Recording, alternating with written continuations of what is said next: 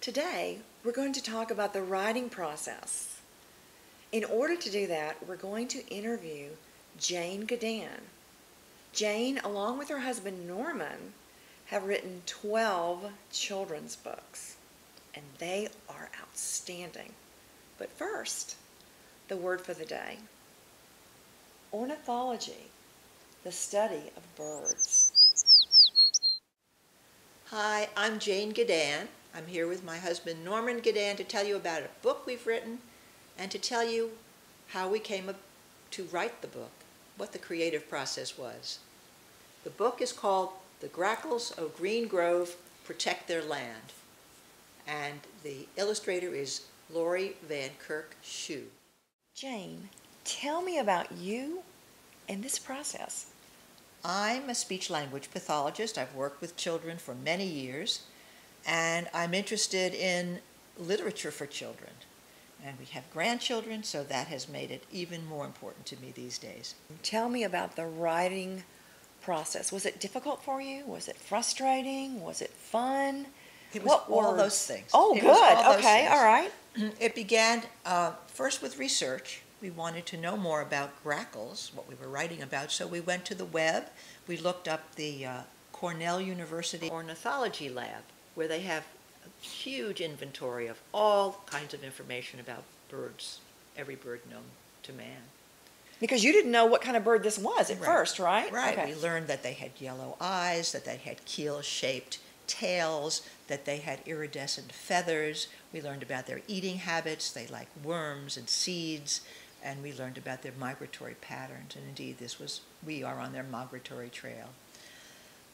And then we looked at the birds of North America, those books, and found out even more. So at first we educated ourselves.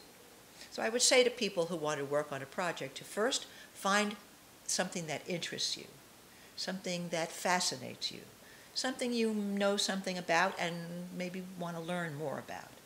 And then do good research so that you are armed and ready to tell your story. Beautiful. Next, you need to make an outline, decide what you want to tell. Norman and I decided we didn't want to just entertain children with a beautiful book with pretty pictures, which is what we wanted to have, but we also wanted to send a message, to teach a lesson. And in this case, the lesson was caring for the environment, taking care of our world in the best possible way. So it had an ecological message. What else did you try to show about your characters, Jane? Well, when we were writing, we tried to express and have the reader experience all kinds of sensory information. We wanted to know what the characters saw, what they were feeling, how they looked. They were iridescent and glittery in the sunlight. Their eyes were yellow. What they were feeling. We wanted the characters to use all their senses, and we wanted the reader to experience the story through all their senses as well. What would you tell our readers to motivate them to do more writing? You have to be patient with yourself. You have to be patient with the process, and you mustn't give up. You must stay the course until the project is done.